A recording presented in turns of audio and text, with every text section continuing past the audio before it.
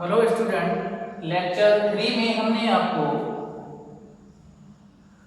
Pressure law, walls law and Charles law को derivative करके बताया था। अब हम यहाँ पर फोर्थ लॉ, एवोगाद्रो लॉ को डेरिवेट करेंगे। एवोगाद्रो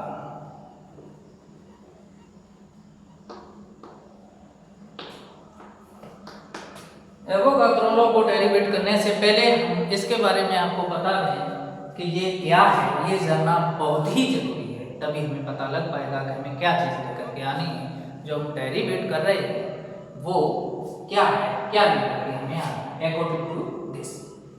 तो एवोगाद्रो लॉ कहता है एनटीपी पर नॉर्मल टेम्परेचर प्रेशर, एनटीपी पर दो गैसों के जिनके वॉल्यूम सेम है, दो गैसों के नंबर ऑफ मॉलिक्यूल्स सेम होंगे। मान लीजिए ये दो गैसें हैं ए और बी, एनटीपी पर नॉर्मल टेम्परेचर प्रेशर पर यदि इनके दोनों के वॉल्यूम सेम है तो इनमें नंबर ऑफ मॉलिक्यूल्स सेम होंगे।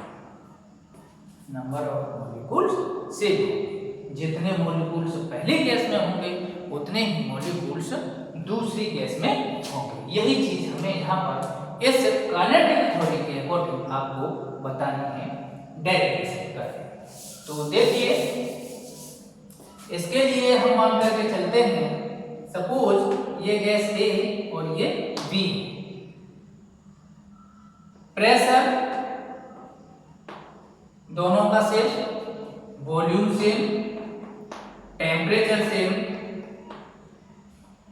मास, गैस ए का मास m1, गैस बी का m2, गैस ए में नंबर ऑफ मॉलिक्यूल्स n1 और mean square velocity v1 square bar, और इसमें n2 और v2 स्क्वायर बार। यहां पर ये तीन चीजें सेम है, प्रेशर, वॉल्यूम, टेम्परेचर। दोनों गैसों के प्रेशर, वॉल्यूम, टेम्परेचर सेम है। तो यहां हम देखेंगे according to kinetic theory P is equal to for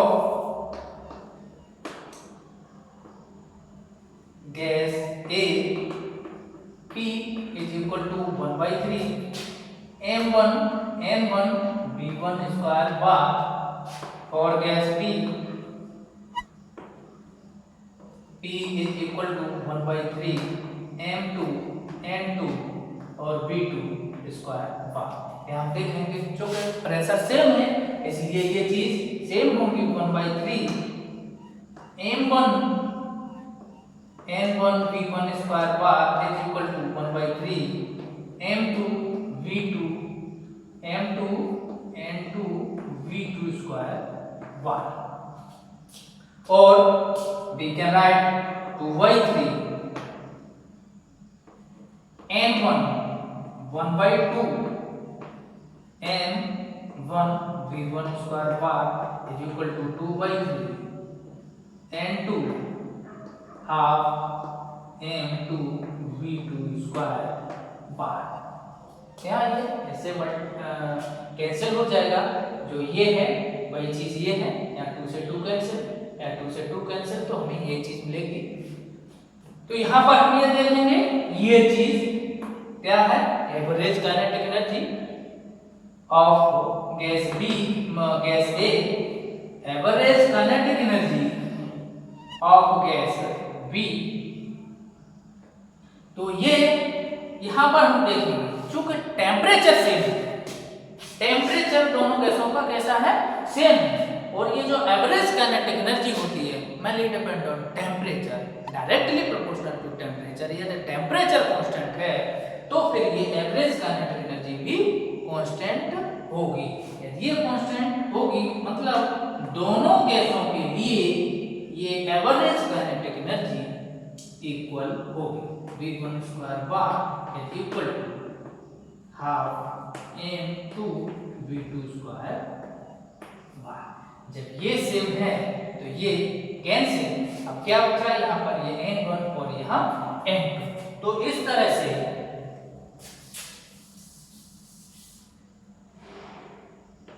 N1 is equal to N2. This is Avogadro law. ये है एवोगाड्रो लॉ। एनटीपी पर यदि दो गैसों के वॉल्यूम सेम हैं तो उसमें उनमें नंबर ऑफ मॉलिक्यूल्स भी सेम होंगे। Again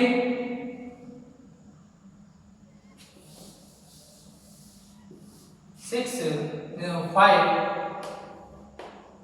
ideal gas equation. 12th में आप इसके बारे में पढ़ चुके हैं। Ideal gas equation PV equal to RT, R universal gas constant है। We know that PV is equal to RT। ये है ideal gas equation for one mole, for one mole gas. For n mole gas PV is equal to nRT। ये हो गया for n mole gas.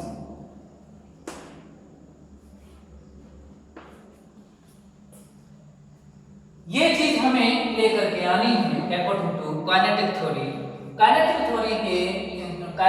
Theory से हमें ये ideal gas equation PV is equal to RT अभी डेरिव करना है। तो आइए इसको देखते हैं। According to kinetic theory we know that P is equal to 1/3 m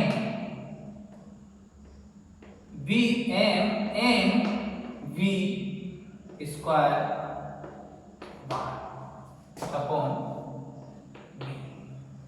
यहाँ स्टार्टिंग में जो दे रखा है, क्या दे रखा है? PV। तो यहाँ P है, यदि हम इस चीज को इधर ले आएंगे तो हमें आधा पार्ट जो लेफ्ट साइड है वो हमें मिल जाएगी।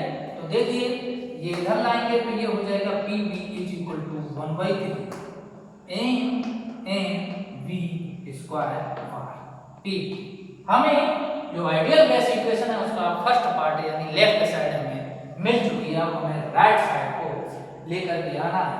तो देखिए इस चीज को हम यहाँ पर थोड़ा सा इस तरह से लिखेंगे 2/3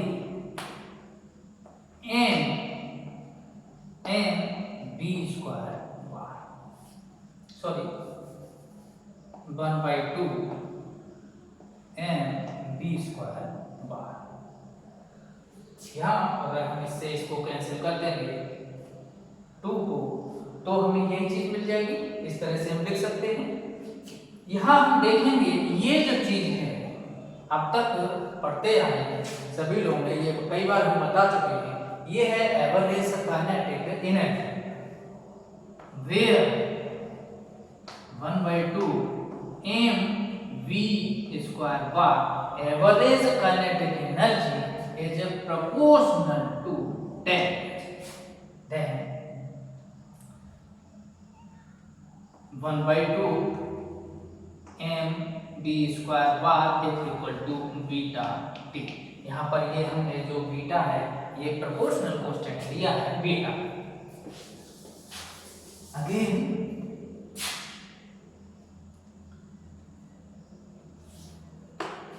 PV इज इक्वल टू, आगे दे रखा है 2/3 और यहाँ ये दे रखा है n और इसकी जगह हमें क्या लेकर के आना है? v beta t। अब यहाँ देखिए n number of molecules, beta proportional constant, ये भी कांस्टेंट है, ये भी कांस्टेंट है। नंबर ऑफ मॉलिक्यूल्स ये भी नियत रहेंगे और ये प्रोपोर्शनल कांस्टेंट है ही। तो यहाँ पर ये चीज इसको हम लेते हैं इसकी जगह PV is equal to RT। इसको हमने माना R, where R is equal to 2/3 m beta. और अगर हम इस चीज को स्मॉल के मान तो ये हो जाएगा एन के universal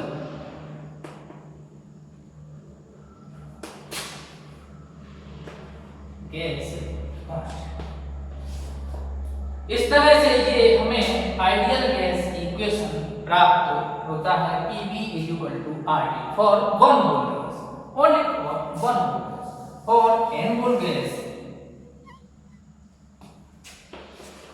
for n mole gas, ideal gas equation PV = nRT। यहाँ पर ये जो R है ये गैस कांस्टेंट है, इसे यूनिवर्सल गैस कांस्टेंट कहते हैं। अगेन हम 6 नंबर पर लेकर के आते हैं ग्राम्स डिफ्यूजन लॉ। ग्राहम का विसरण नियम, ये आप शायद पढ़ चुके होंगे क्लास 12 में। तो आइए देखते हैं ग्राम्स डिफ्यूजन लॉ।